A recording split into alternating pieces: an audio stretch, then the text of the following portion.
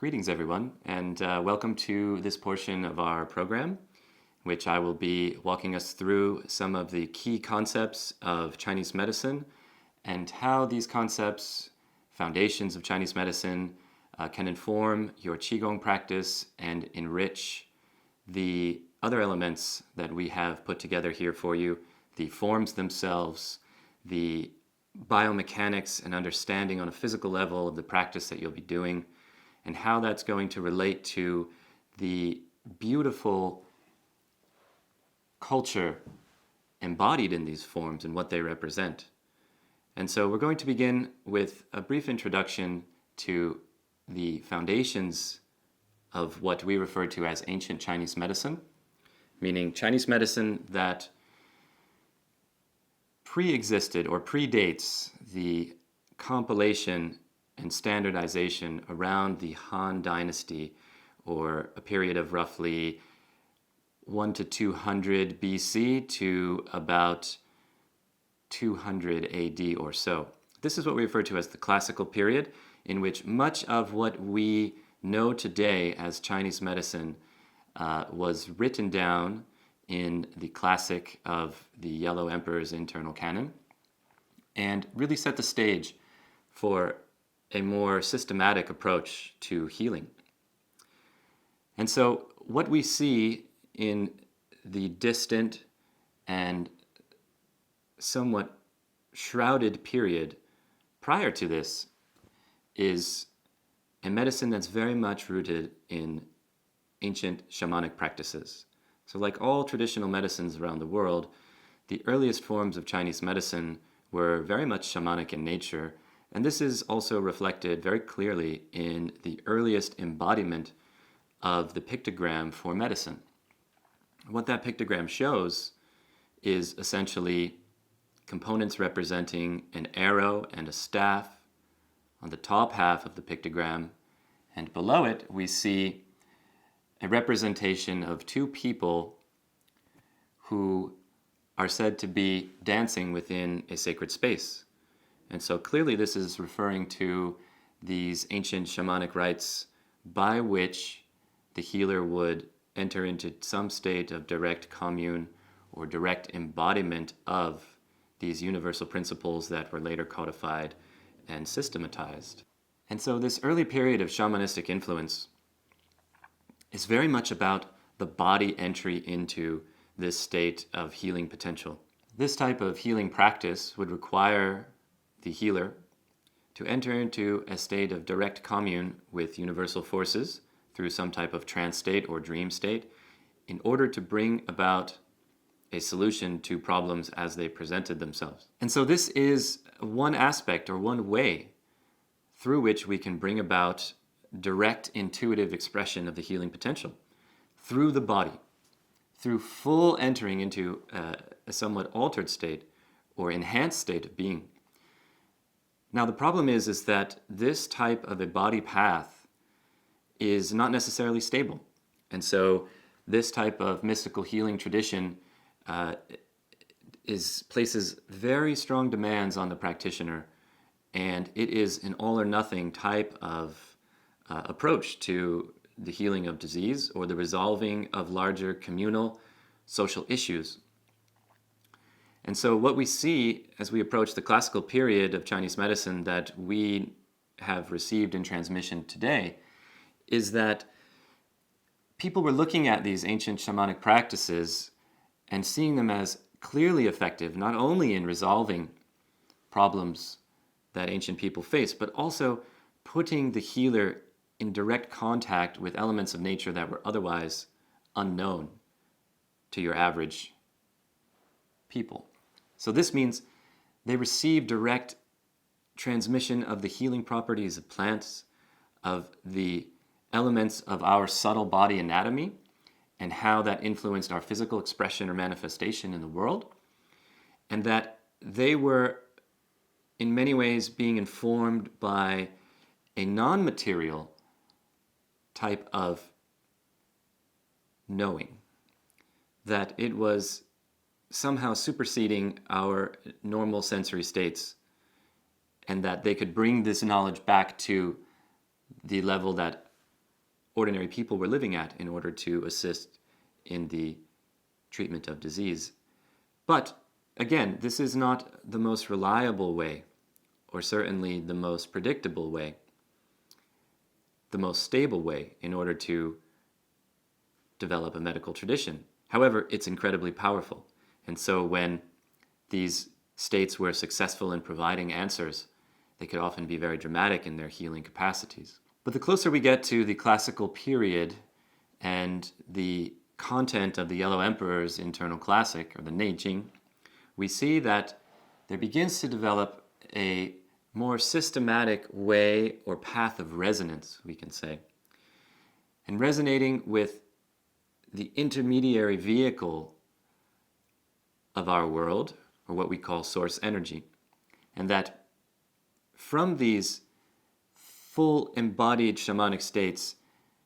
over time, people bringing back a greater and greater understanding and greater view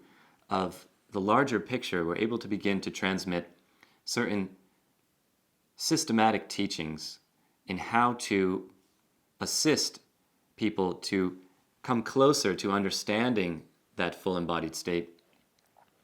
through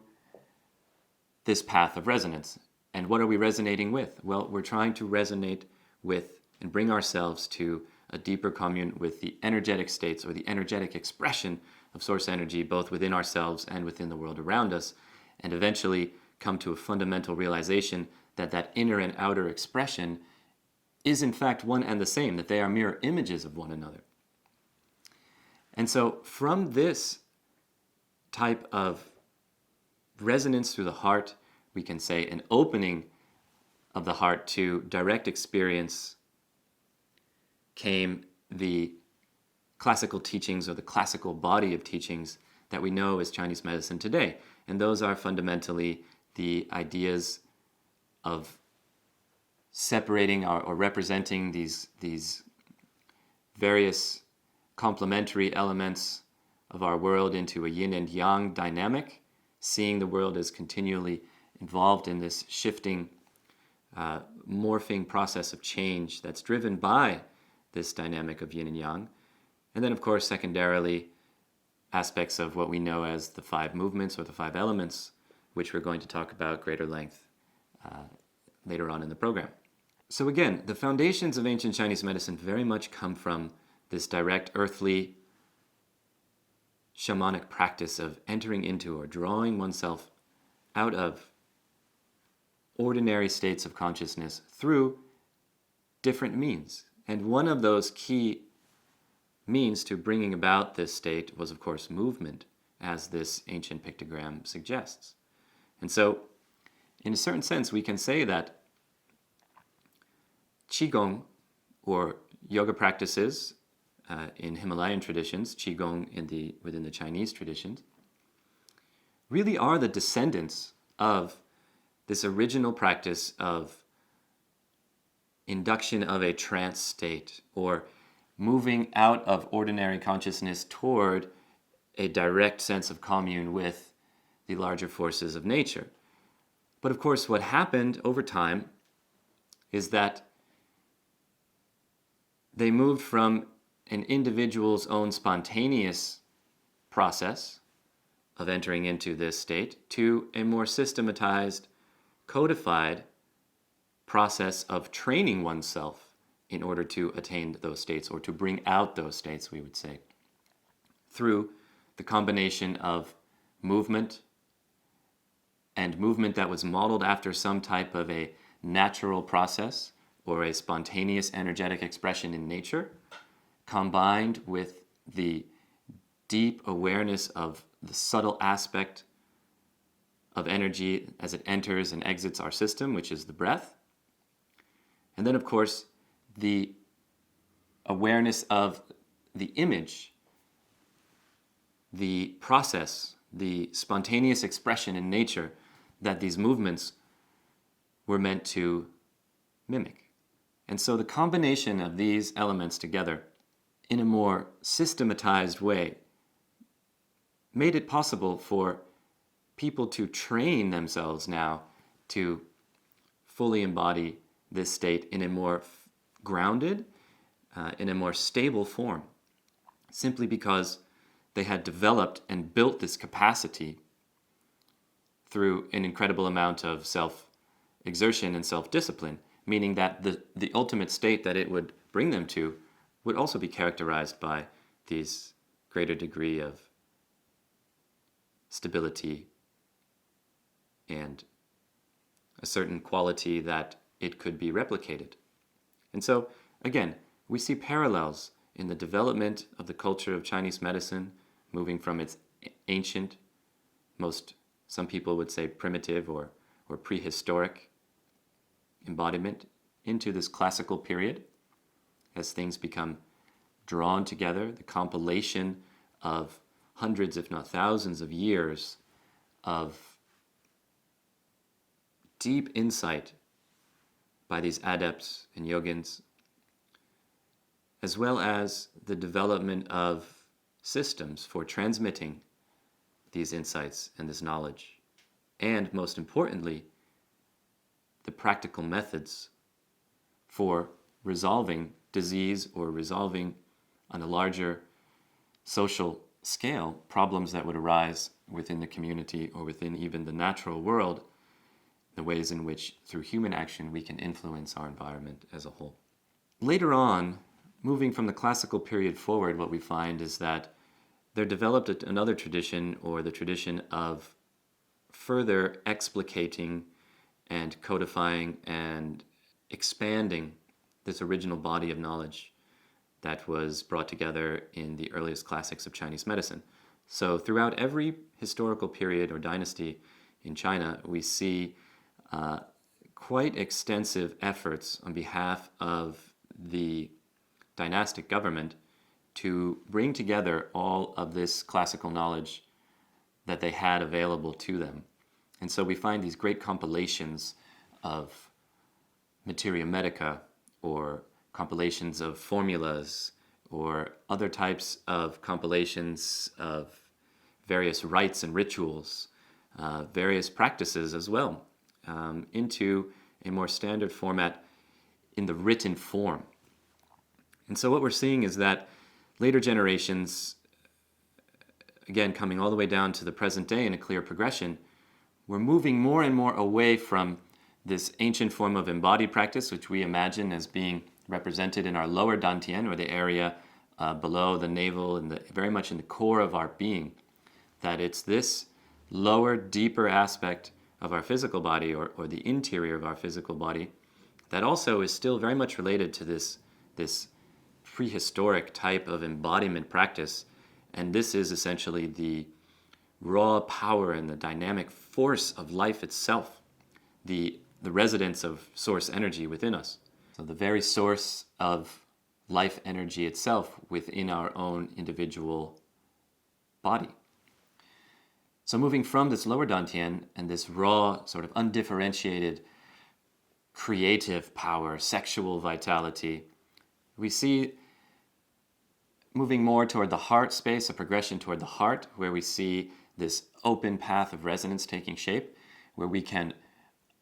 through deep commune and open, spacious hosting of these energies of the universe, we can begin to also very deeply connect with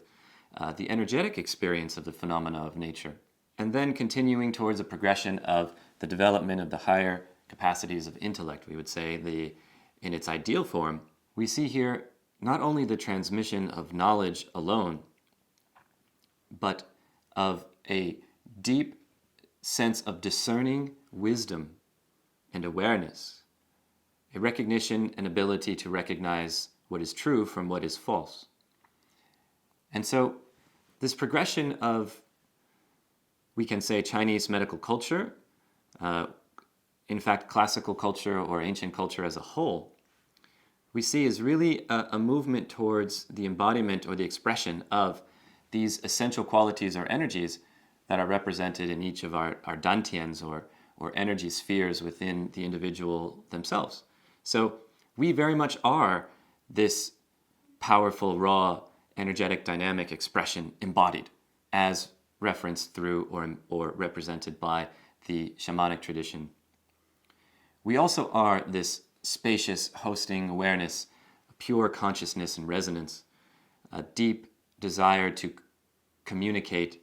with our natural world and with one another at this level of the heart, as well as possessing this bright, clear sense of discerning awareness and a wisdom that informs us of the true nature of things. And so we have within the medical tradition, its evolution, the embodiment of these essential energies, which are what we ourselves also are, because these cultures are the product of humanity. And so in Chinese culture, these, of course, are represented very simply as heavenly element, earth element in the lower, and the human element here in the heart. So there is this constant discussion of the dynamic relationship between heaven and earth, and that humans, we as humans, are the conduit, we are the vessel that resides between. And so we are the perfect balance, or we have the potential to be the perfect balance for the communication of these energies of both heaven above and earth below, the more transcendent aspect of heaven and the more immanent embodied essence of earth. In order for us to really thrive and to make the most of our capacities as practitioners and as human beings in general, we really need to learn how to embrace all of these aspects of the tradition,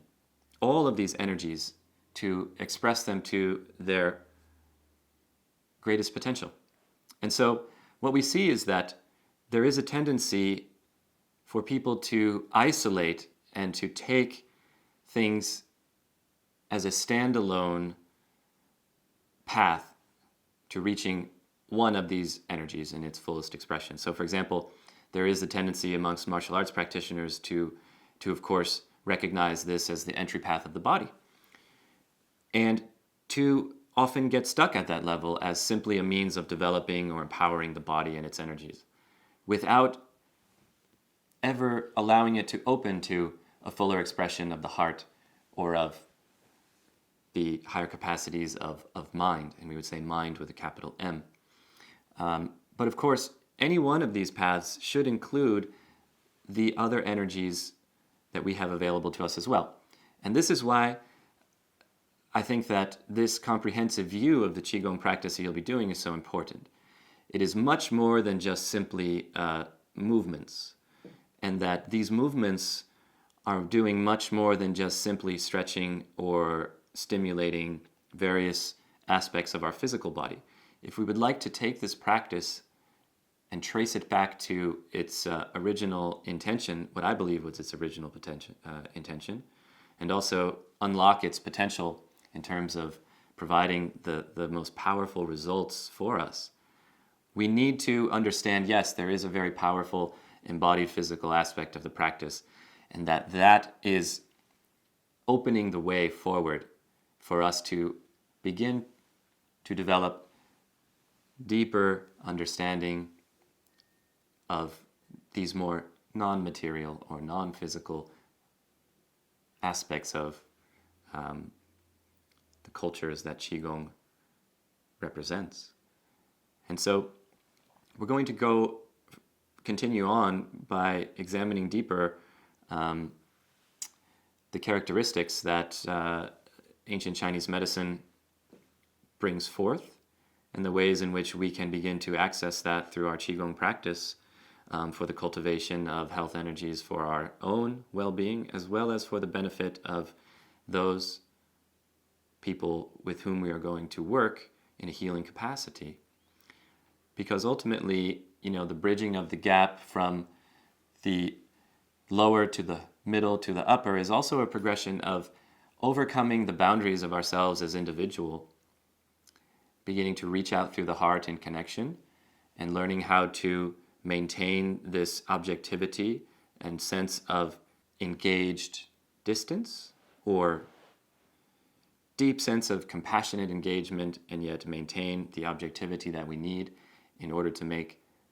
the decisions that are required as we guide someone through a healing process. This is also, the important result, a key result of deep long-term personal practice and development, and the reasons why I think that what has been lost most when we talk about the modern embodiment of Chinese medicine is this type of stress and focus on the importance of embodied practice. So many people are pursuing Chinese medicine as a purely knowledge-based system, and that is difficult in that it does not take into account these deeper energies and their importance, and we see that that directly impacts the way in which we practice as clinicians. And so we will pick up with that idea and examine these differences or contrast these modern pursuits of Chinese medicine and its more fleshed out version that existed in past times in the next section.